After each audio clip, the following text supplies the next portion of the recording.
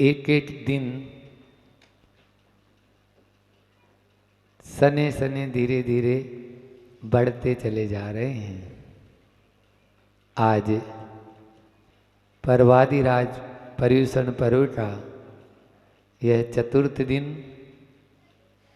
उत्तम शौच धर्म की आप और हम मिलकर चर्चा करेंगे और उस चर्चा को चर्या में उतारेंगे, तभी हमारा जीवन पवित्र हो पाएगा।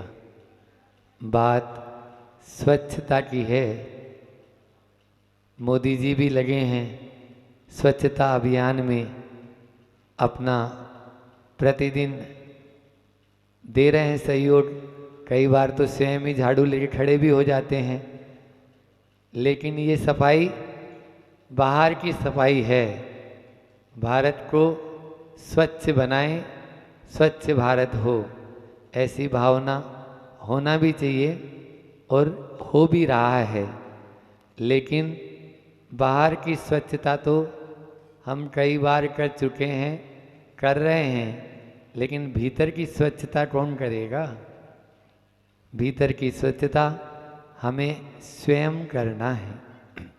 हालांकि यह जो शरीर मिला है वह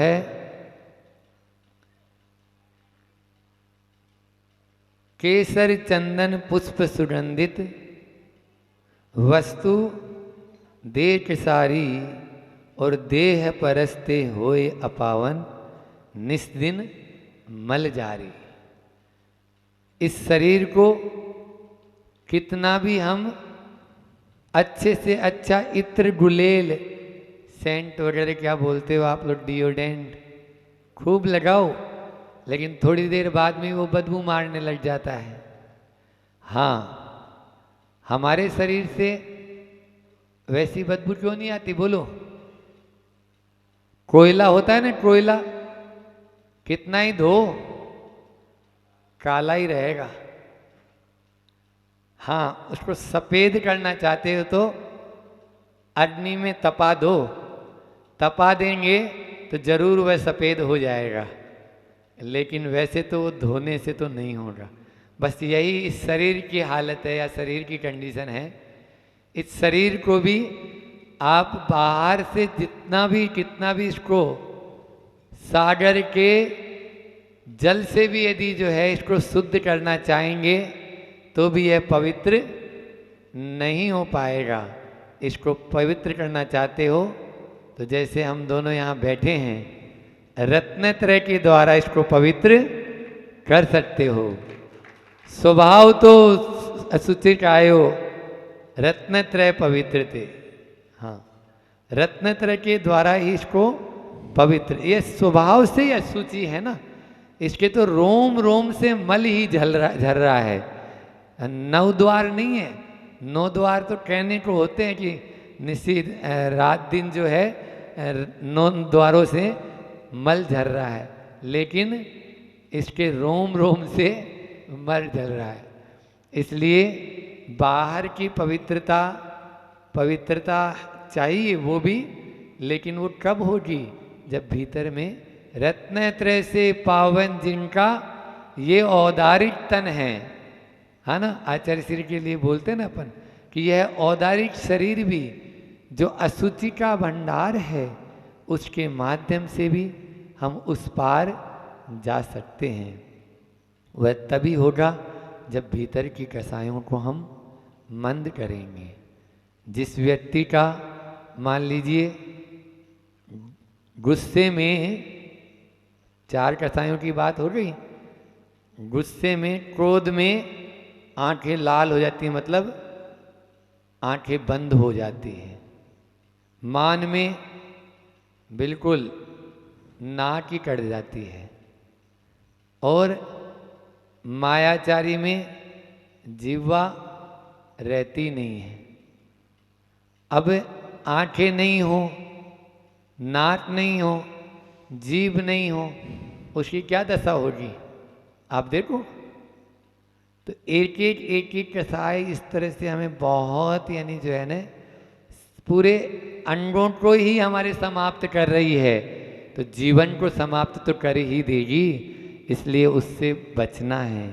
मक्खी को आप देखो, एक बार एक मक्खी थी, वह मक्खी उड़ना चाह रही थी लेकिन उड़ नहीं पा रही थी। बार बार उड़ने का प्रयास करे फिर नहीं उड़ पाए, फिर बार बार उड़ने का प्रयास करे नहीं उड़े। ध्यान गया हमारा कि उड़ क्यों नहीं रही है, तो देखा कि उसके पंख गीले हैं। एक छोटी सी बूंद पंख पर गिरी है, जैसे ही वो बूंद सूख गई वो फुर्र से उड़ गई।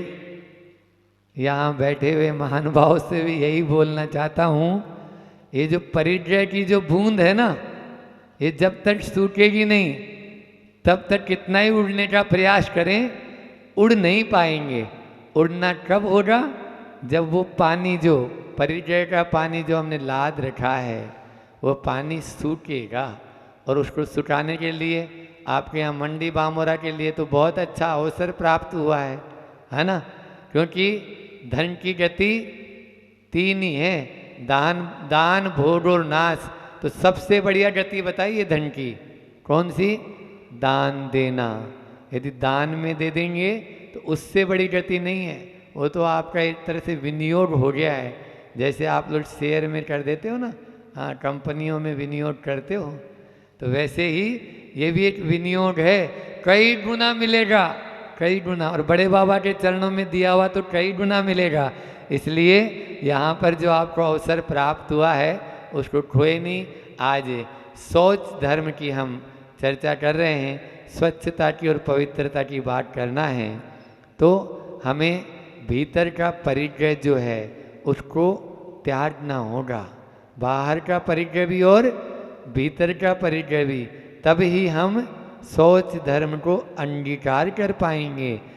जितना जितना आप त्याग करेंगे उतना उतना पाएंगे। वैसे तो पूर्ण रूप से तो ये जो 10 धर्म की जो चर्चा चल रही है ये मुनि महाराज जी के ही होते हैं। इनका पालन मुनि महाराज जो दिगंबर अवस्था होती है, जिनके पास में तिलतुस मात्र भी परिचय नहीं है, वो ही इनका पूर्ण रूप में पालन कर सकते हैं। लेकिन ऐसा नहीं है, आप भी थोड़ा थोड़ा तो कर ही सकते हैं, है ना? तो जितना करेंगे, मारवाड़ी में कहावत है, जब तो गुड़ डाले बत्तो ही मीठो हुए, है ना? तो जितना गुड़ डालेंगे उतना ही मीठा होगा। इसलिए आप चिंता न करें, आप लोगों को यह धीरे धीरे धीरे धीरे करना है। अब परिचय या जो शौच धर्म की बात है, तो उस शौच धर्म में पवित्रता या लोभ को कम करने की बात है। तो लोभ जो है ना, 3 चीज का लोभ बहुत ज़्यादा होता है। एक होता है धन का लोभ सबसे ज़्यादा, और फिर होता है पद प्रतिष्ठा का लोभ। धन का लोभ, पद प्रतिष्ठा का लोभ और रूप का लोभ, है ना? रूप का भी लोभ रहता है। रूपवान होना हर व्यक्ति चाहता है, लेकिन वो ये नहीं चाहता कि भक्ति करेंगे तो सुंदर रूप की प्राप्ति होगी। रत्नगंज श्रावकाचार्य में हमने बताया था कि सुंदर रूप की प्राप्ति करना है, भक्ति सुंदर रूपम, तो भक्ति के माध्यम से होती है। आप लोग वही कर रहे हैं। तो धन में, धन का लोभ, येन केन प्रकारेण, कैसे भी हमें धन की प्राप्ति हो, लेकिन धन हमारे जीवन के लिए आवश्यक है, अनिवार्य नहीं। साध्य है, साधन है, साध्य नहीं। धन जो है ना वो साधन है, लेकिन हमने क्या किया, उसी को साध्य मान बैठे हैं। जो भी है, कुछ भी है, केवल बस मात्र पैसा है। बाप बड़ा न भैया और सबसे बड़ा रुपया, ये चल रहा है। लेकिन दशा ऐसी हो जाती है। एक सेठ था, मरणासन्न था। अब मरणासन्न था तो बेटे पहुंचे। बेटे बोलते हैं, पिताजी अब आपकी सांसें जो है धीरे धीरे आ रही जा रही है, आप तो भगवान का नाम लो। हाँ, सही याद दिलाए, वो भगवान प्रसाद है ना, उसने 3 महीने का ब्याज नहीं दिया है, तो उससे ब्याज ले लेना। बेटों ने सोचा भगवान का नाम बोल रहे थे तो भगवान प्रसाद को याद कर रहे हैं, कोई बात नहीं राम का नाम बोल देते हैं। बोले ऐसा है, राम का नाम लो, अब कहाँ ये सब इनमें उलझ रहे हो आप। हाँ हाँ, वो राम प्रसाद चौधरी बाजू में ही रहता है ना, उसने भी अभी जो है 2 महीने से मकान का किराया नहीं दिया है, उसको ले लेना। अब ऐसे लोगों का कैसे कल्याण हो बोलो। कब्र में पांव लटक रहे हैं, 80-90 साल हो चुके हैं, और भगवान का नाम बोलते हैं तो भगवान दास याद आते हैं, और राम का नाम बोलते हैं तो राम प्रसाद चौधरी याद आ रहा है। तो ऐसे में कल्याण होगा? नहीं हो पाएगा ना। इसलिए हम लोभ को कम करना चाहते हैं, लेकिन वो लोभ ही कम नहीं होता है। आपका क्या, हमारा भी नहीं हो रहा है। और सूक्ष्म लोभ तो 10वें गुण स्थान तक जा रहा है। जब ध्यान में बैठे हैं मुनिराज, तो भी यानी जो है ना व्यक्त रूप में नहीं है, अव्यक्त रूप में वो भीतर में बैठा रहता है। बड़ा लोभ पाप का इनका हाँ, जहाँ लोभ है ये तीनों तो है ही, वहाँ क्रोध भी आएगा, वहाँ मान भी आएगा, और वहाँ माया भी रहेगी। इस प्रकार से लोभ जो है ना इनका सिरमोर है, सबका बॉस। तो इस बॉस को कंट्रोल करने की कोशिश करें। धन का लोभ बड़ा खराब होता है। धन के त्याग से हम ऊर्ध्व गति को पा जाते हैं, और धन के लोभ के कारण नीचे की ओर अधोगति में चले जाते हैं। 2 कहानी सुनाकर मैं आपको अपनी बात आगे बढ़ा रहा हूँ। एक कपिल सेठ की कहानी आप लोगों ने प्रथमा नियोग के ग्रंथों में बहुत पढ़ी होगी या सुनी होगी, और एक मम्मन सेठ की कहानी है।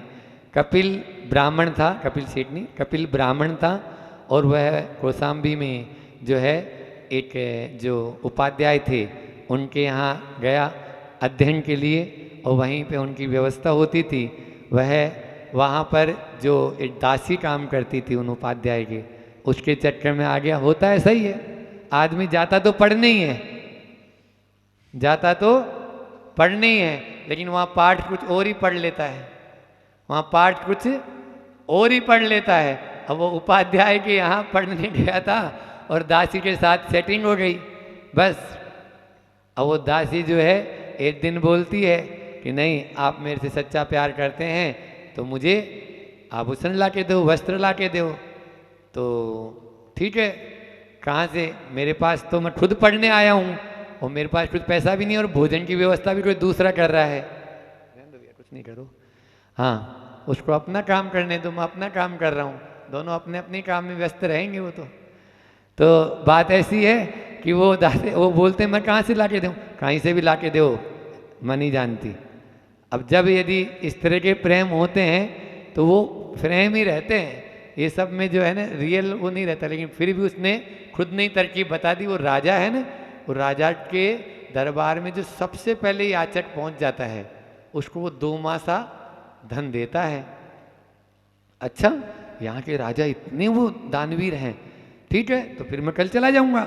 उसी ने बता दिया जिसको चाहिए था, तो ठीक है। वो अब सोचा, रात में सोया भी नहीं, बोले रात ही में चला जाता हूँ, नहीं तो सुबह कोई पहले से आ गया तो।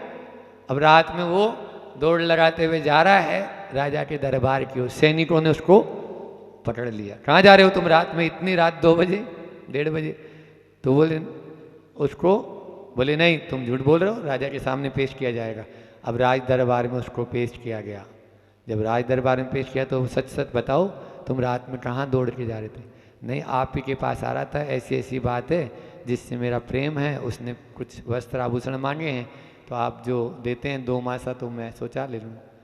तुम सच बोल रहे हो? हाँ सच बोल रहा हूँ। ठीक है, तो मुंह मांगा इनाम देता हूँ, तुम जो मांगोगे। अब उसके मन में लोभ आ जाता है, उसके मन में लोभ आ जाता है। कहाँ तो वो 2 मासा के लिए आया था, बोले जब मुंह मांगा बोल रहे हैं तो काय के लिए, तुम ब्राह्मण है, 2 मासा की बात नहीं है, अब तो 7 मासा 100 मासा मान ले। 100 मासा में भी कितना काम चल पाएगा, उसमें से थोड़ा तो उसको दे दूंगा, पत्नी को, तो कुछ नहीं बचेगा अपने पास में। अपन 1000 मासा लेते, 1000 मासा, अब 1000 मासा से करोड़ मासा, करोड़ मासा से 10 करोड़, चलता जा रहा है उसका चिंतन। क्यों? जब ममता दिन दिन होते सवाई, सुनाई थी हमने अभी एक दिन, कवि सम्मेलन छोटा सा हुआ था यहाँ पे, चंद्रसेन जी आए थे। ते सहस सहस से लाखन और लाख पे बढ़े दहाई। जा ममता दिन दिन वो तो बढ़ती जाएगी ना। तो इस तरह पूरी नहीं सुना रहा हूँ, अभी इतना समय भी नहीं है क्योंकि सुनाई भी है यहाँ वालों को, इनको बाद में सुना देंगे। तो ये स्थिति है कि ये जो है वो सोच रहा है, वो सोच रहा था, इतने में राजा की आवाज़ आती है फटकार की, ब्राह्मण देवता बोलो जल्दी, जो चाहिए वो बोलो। ऐसा बोलते ही ब्राह्मण देवता जैसे ही बोला, उसके अंदर का ब्रह्म जागृत हो गया। और जैसे ही भीतर का ब्रह्मा जागृत हुआ, उसने सोचा मैं ब्राह्मण हूँ और मेरा ये कहाँ दिमाग चला गया था, किसके चक्कर में मैं पड़ गया हूँ। सब छोड़ छाड़ के और चल देता है वन की ओर, और उनको सब कुछ निर्गंत मुनि महाराज बनते हैं वो, और त्याग करके केवल ज्ञान की प्राप्ति कर लेते हैं। ये होता है, कहाँ लोभ के अंदर वो जा रहे थे और कहाँ मुनि महाराज बन जाते हैं। और दूसरी तरफ मम्मन सेठ था, वो मम्मन सेठ जो है धीरे धीरे करके उसने धन को एकत्रित किया। धन एकत्रित करने के बाद में राजा गढ़ी में रहते थे वो मम्मन सेठ जो था, और उसने अपनी सारी संपदा जोड़ तोड़ के एक स्वर्ण का बैल बनवाया और उसको नीचे अंडरग्राउंड तलघर में रखा।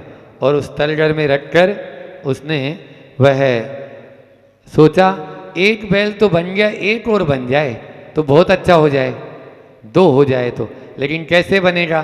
तो वह क्या काम कर रहा है, बरसात का मौसम है और शॉर्ट कर रहे हैं हम, बरसात का मौसम है और पानी में बहती हुई जो लकड़ियां हैं ना, उनको बीन रहा है, क्योंकि बरसात के मौसम में लकड़ी महंगी हो जाती है, और वो उनको बीन के इनको बेचूंगा और इनको पैसा आएगा तो एक और बैल बना लूँगा। इधर जो चेलना है वो अपने महल से देखती है कि ये आदमी इतनी मूसलाधार पानी में, उफान में भी, और अपने जीवन को दाव लगाकर, और ये लकड़ियाँ यानी जो है ना उठा रहा है इसमें से, नदी में जो उफान आ रहा है नदी में उसमें से।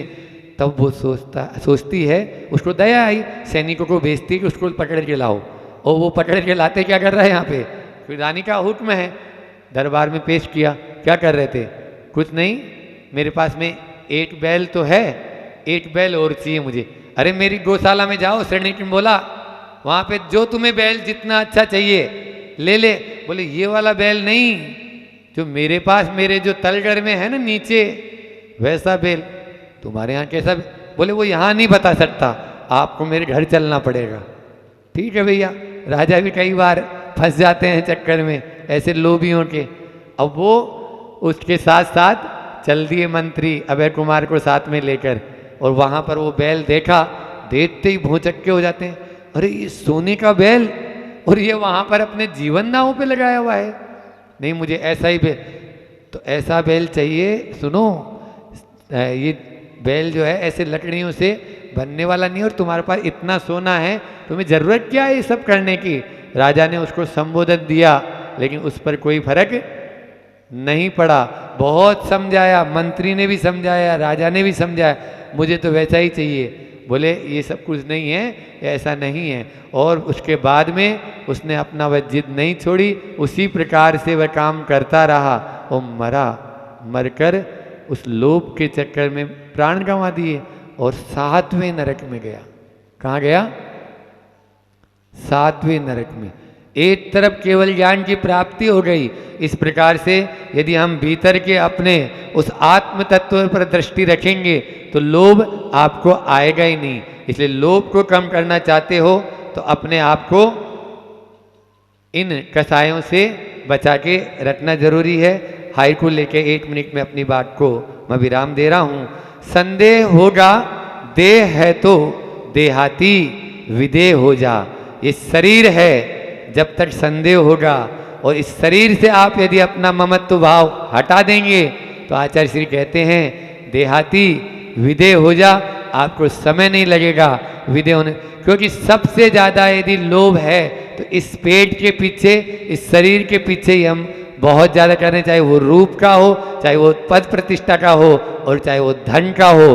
धन भी कमा रहे तो पापी पेट के सवाल के लिए करते हैं, लेकिन पेट भर सकता है, पेटी नहीं। पेटी भरना छोड़ो, तभी आप इस लोभ को कम कर पाएंगे। इतना ही रखते हैं। बोलिए अहिंसा परमो धर्म की।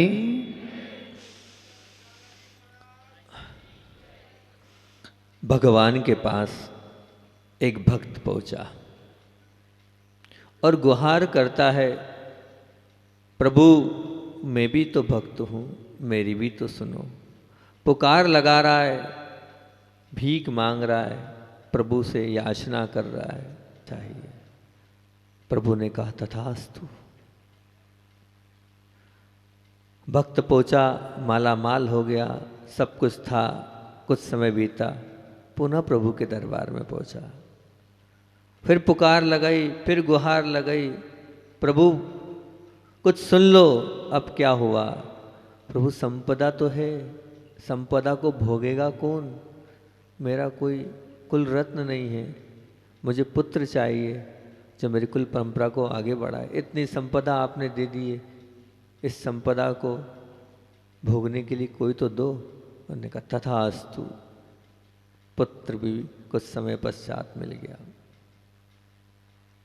फिर कुछ समय पश्चात फिर वो पुनः भगवान के पास पहुंचता है और वही गुहार पुकार, प्रभु के चरणों में भीख, क्या हुआ, अब क्या चाहिए।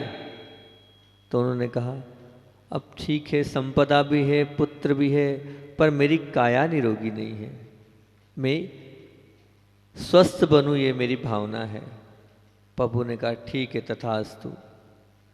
अब क्या, स्वस्थ भी हो गया।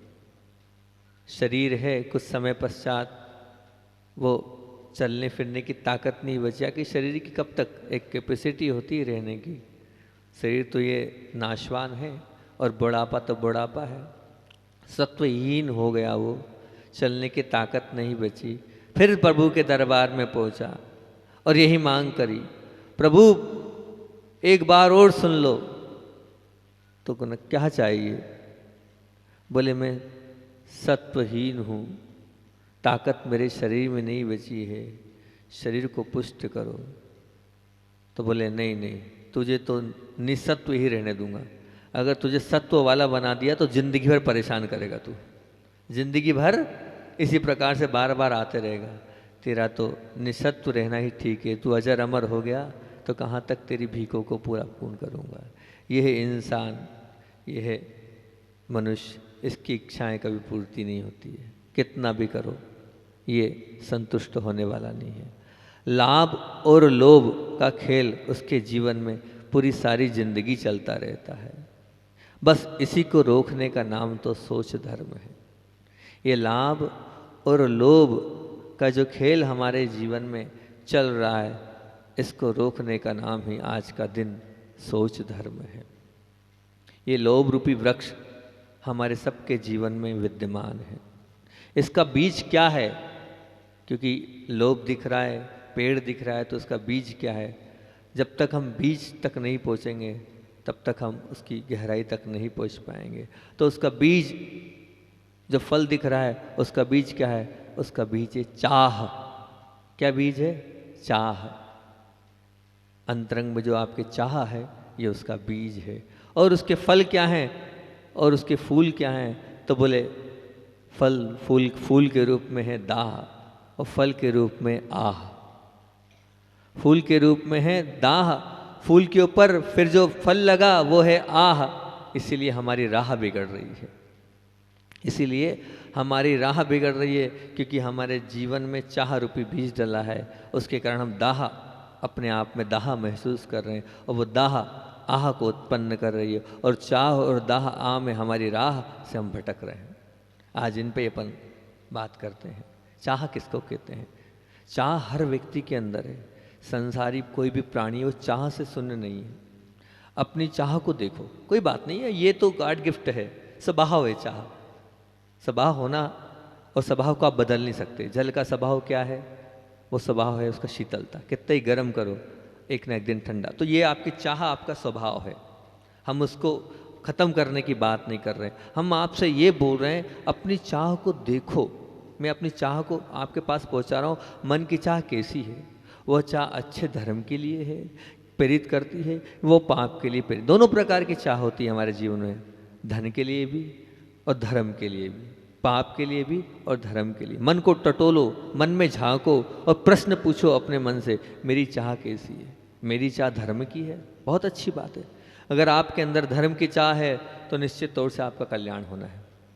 आप धर्म के मार्ग पर आगे बढ़ें, धर्म को अंगीकार करें, धर्म को स्वीकार करें, अपने जीवन में विचार करें आप कितने धर्म को स्वीकार कर पाए हैं।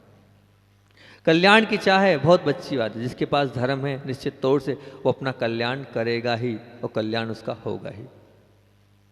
अब कल्याण आप कितना कर पा रहे हैं ये इस पे आप विचार करें, मन में अपने आप को टटोलें कि मेरा कल्याण का है। स्वपर उपकार की चाह बहुत अच्छी बात है। मैं मेरा भी चाहता हूँ, मेरे परिवार का भी चाहता हूँ, मेरे मित्र वर्ग का भी चाहता हूँ, मेरी समाज का भी चाहता हूँ, बहुत अच्छी बात है। लेकिन आपकी चाह स्वपर की चाह आप कर पा रहे हैं क्या? वो कल्याण की चाह स्वपर की आप कर पा रहे हैं क्या? बहुत अच्छी बात। जीवन को मुझे बहुत अच्छा बनाना है, बहुत ऊंचाइयों तक ले जाना है, जीवन को ऊंचाइयों पर पहुंचाना आपकी चाह है, बहुत अच्छी बात है। वहाँ तक आप पहुँच पा रहे हैं कि नहीं, आप विचार करना है आपकी वो धारणा, तो वहाँ तक आप पहुँच रहे हैं कि नहीं। धन की चाह है सबको धन की चाह है, कौन नहीं है ये धन की चाह में। लेकिन जब आप ये धन की चाह में भाग तो रहे हैं, लेकिन कब तक, कहाँ तक वो पूर्ति होगी? नहीं होगी। संपत्ति की चाह है, ये भी ले लूँ, वो भी ले लूँ, सब ग्रहण कर लूँ, हर संपत्ति पे आप अपना अधिकार बनाना चाहते हो। बहुत बिरले जी होते हैं जिनके पास से संपत्ति छूटती है, जो संपत्ति छोड़ते हैं। बामोरा में भी ऐसे लोग हैं जिन्होंने संपत्ति को छोड़ा है। कल की घटना है, आहार करके मैं आया, आहार करके बैठा, सुरेश जी जो हैं हमारे अतुल सागर जी के परिवार वाले, वहाँ हमारा आहार हुआ। आहार के बाद आया और बड़े बाबा के मंदिर की चर्चा चल रही थी, तो उन्होंने एक ही बात बोली, बोले महाराज जी बहुत भाव है मेरे कि बड़े बाबा के लिए समर्पित हो जाऊं और बहुत अच्छा करने के भाव हैं। मेरा भाव है कि मेरा एक प्लाट हैगा, वो प्लाट बड़े बाबा के नाम करना चाहता हूँ, उसकी जो राशि आएगी वो और अलग से और दे दूंगा, मेरे भाव हैं वो प्लाट। तो बोले बहुत अच्छी बात है। बोले बड़े भाई का भी बाजू में प्लाट है, वो भी दे दे तो ठीक है, लेकिन मैं तो देता हूँ, मेरी तरफ से तो वो प्लाट दिया मैंने। बोले बहुत अच्छी बात। तो बड़े बाबा के लिए समर्पण है, संपदा तो छूटेगी ही छूटेगी। जब बड़े भैया आए दोपहर में तो हमने कहा आपके छोटे भाई ने बड़ा काम कर लिया है। तो बड़े भाई बोले छोटा ये तो मैं बड़ा हूँ, बड़े हृदय वाला हूँ, मैं काहे को छोड़ूं, मैंने भी दिया। अरे बड़ा तो बड़ा ही होता है, उसका तो बड़प्पन ही होता है। जब रमेश जी आए, रमेश जी से पूछा तो बोले मेरे पास भी ऐसे ही भाव हैं कि बड़े बाबा के लिए कुछ करना है, मेरा प्लाट भी मैं देता हूँ। ये है भाव बड़े बाबा के प्रति समर्पण। अब तो बरसेगा, संभाल नहीं पाओगे आप। 3 दिन पहले एक और सज्जन आए थे, वो भी यही बात बोले नगद तो नहीं है, 19 बीघा जमीन है, 7 बीघा जमीन में बड़े बाबा के नाम करता हूँ। बहुत अच्छी बात है। उन्होंने अपने लिए 7 बीघा की जमीन जो है बड़े बाबा के लिए समर्पित करी। ऐसे संपत्ति की चाह नहीं है, बड़े बाबा की अगर आपके लिए चाह है, उनको उच्चासन दिलाने की चाह है तो बहुत अच्छी बात है, बहुत बढ़िया बात है। संसार की चाह भी है आपको, क्यों? शादी करना है, बच्चों को संभालना है, ये क्या है? संसार की चाह है। सबकी चाह होगी। यहाँ बैठे बहुत सारे लोग हैं जिनकी शादी नहीं हुई हो, और शादी नहीं हो भी गई हो, छूट गई हो तो दूसरी करने की चाह होगी, है ना? तो ये भी चाह है एक प्रकार की, रखनी होगी चाह। तो भोगों की चाह है, हाँ क्यों नहीं है? यहाँ जाना है घूमने, वो गाड़ी खरीदना है, ये मकान खरीदना है, ये क्या है? भोगों की चाह है, ये भी चाह है। पाप की चाह है, पाप की चाह, हाँ भैया कितने कितने गुटके पाउच खाते हैं, 10, 12, 15, 20, कौन कौन सी होटलों में जाकर ड्रिंक करते हैं बताओ, कितनी सिगरेट पीते हैं बताओ एक दिन में? 1, 2, 3, 4, 5, 6, 7, 8, 20, 25, बताओ कितनी सिगरेट। ये पाप की चाह है। काय की चाह है? सब उधर क्यों देख रहे हैं? हम देख रहे हैं तो बाकी सब भी उधर देख रहे हैं। नहीं, आदमी सुधर रहा है, सुधरने का मौका दिया जाए, सुधर रहे हैं, कम हो रहा है धीरे धीरे, देखो मत लेकिन उधर। तो ये पाप की चाह, पाप की चाह भी होती है। हम इस पाप की चाह को भी कर्म करें। ध्यान रखना, जितनी चाह है इस सब की चाह के पीछे व्यग्रता छिपी है, बेचैनी छिपी है, व्याकुलता छिपी है, आकुलता छिपी है। सिर्फ व्याकुलता और आकुलता के अलावा कुछ भी नहीं मिलेगा इन चाह में। आप कुछ भी कर लो, आपने धन की चाह करी, यहाँ पे बैठे जितने भी मामोरा वाले जितने भी दुकानदार हैं, कभी शाम को कभी संतुष्ट हुए क्या कि हाँ आज अच्छी बिक्री हुई, आज 10,000 हो जाए तो भी आप संतुष्ट नहीं हो, 50,000 हो जाए तो भी संतुष्ट नहीं हो, 1,00,000 हो जाए तो भी संतुष्ट नहीं हो। क्यों? ऐसा क्यों? जब आपके पास बहुत कम धन था ना, तब आप बहुत सुखी थे, साधन संपन्न थे, आपके जीवन में शांति थी। जैसे जैसे आपके जीवन में धन बढ़ा, आपका जितना एम्पायर बढ़ा, जितनी आपकी ये दुकानें बढ़ी, उतना उतने आप असंतोषी हुए, उतना उतने आप और अशांति के गर्त में जाते गए। ये धन संपदा शांति का रुख नहीं है। धन जैसे जैसे आपको लाभ बढ़ता जाएगा, वैसे वैसे लोभ आपका बढ़ता जाएगा। एक समय था जब मनुष्य अपनी जरूरत के लिए पैसे कमाता था, परंतु आज क्या हो गया है? एक समय था जब मनुष्य क्या करता था? अपनी आवश्यकताओं के लिए पैसे कमाता था, पर आज क्या हो गया बताओ? आज ऐसा हो रहा है, पैसा कमाना ही मनुष्य की जरूरत बन गई है।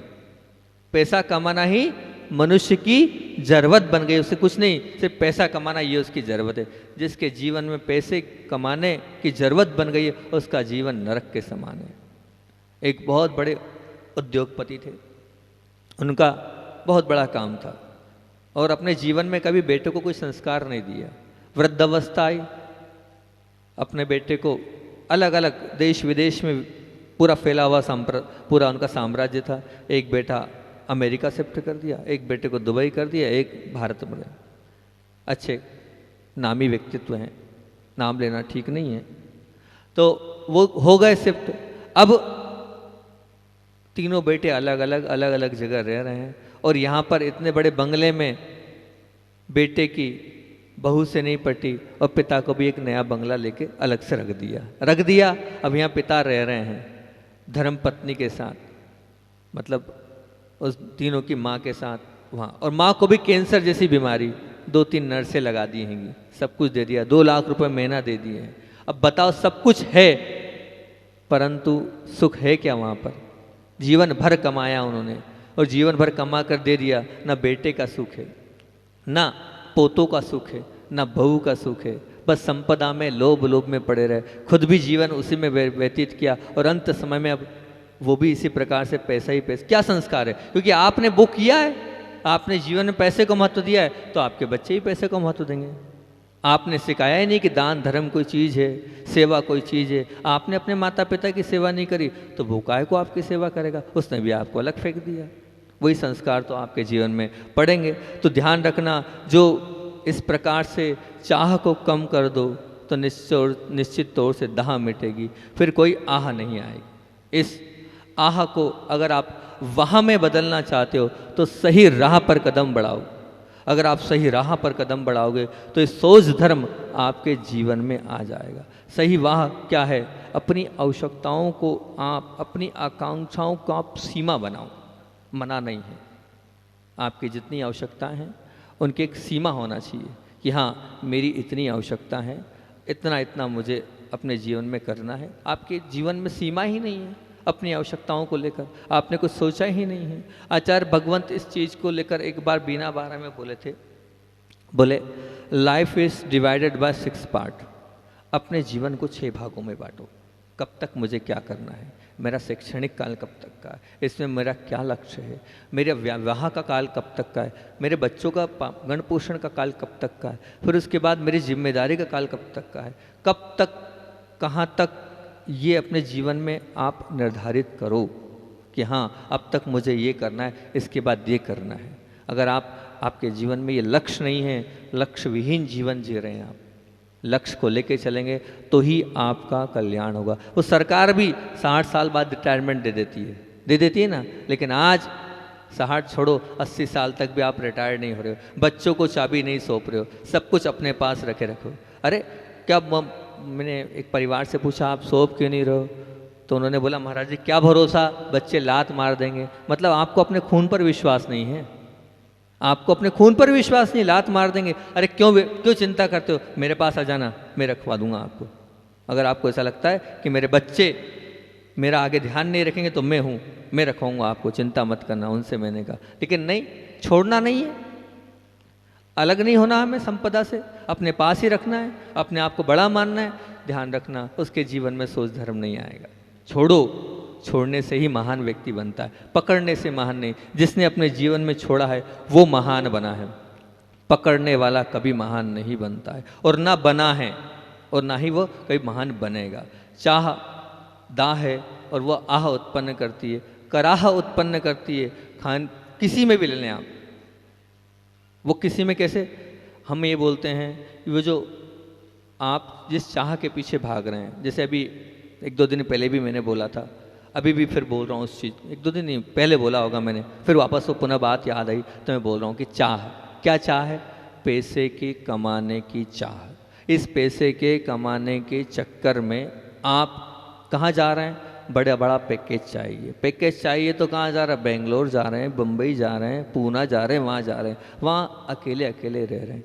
वहाँ तो रह तो रहे हैं, ना आपका वतन, ना आपका, सब कुछ छूट रहा है, गांव, परिवार, धर्म, आपके पास वहाँ धर्म नहीं है, पर वहाँ पैसा है, आप पैसे के पीछे भाग रहे हैं। वहाँ कुछ भी नहीं है, ना माता पिता हैं, उनको देखने वाला कोई नहीं है, पर नहीं, अब आपको तो जाना है वहाँ पर, वहीं आप जा रहे हैं। नहीं संस्कार है, नहीं साधु की संगति है, पर पैसा है वहाँ। अपनी संपत्ति का उपयोग करो, उपभोग करो, पर आसक्ति मत रखो। यह राह यदि आपने स्वीकार कर ली तो फिर आपकी वाह वाह हो जाएगी। यह राह आपने स्वीकार कर ली तो आपकी वाह वाह हो जाएगी, नहीं तो चाह दाह और आह की राह तो आप भोग ही रहे हैं। नहीं तो चाह आह और दाह की राह तो आप भोग ही रहे हैं। आपकी चाह वहाँ में परिवर्तित हो जाए, यही सच्ची राह है। आप इस सच्ची राह को पकड़ लो और अपने जीवन में इस चाह को वहाँ में परिवर्तित कर लो। बोलिए आचार्य भगवंत विद्यासागर जी महामुनि राज की जय।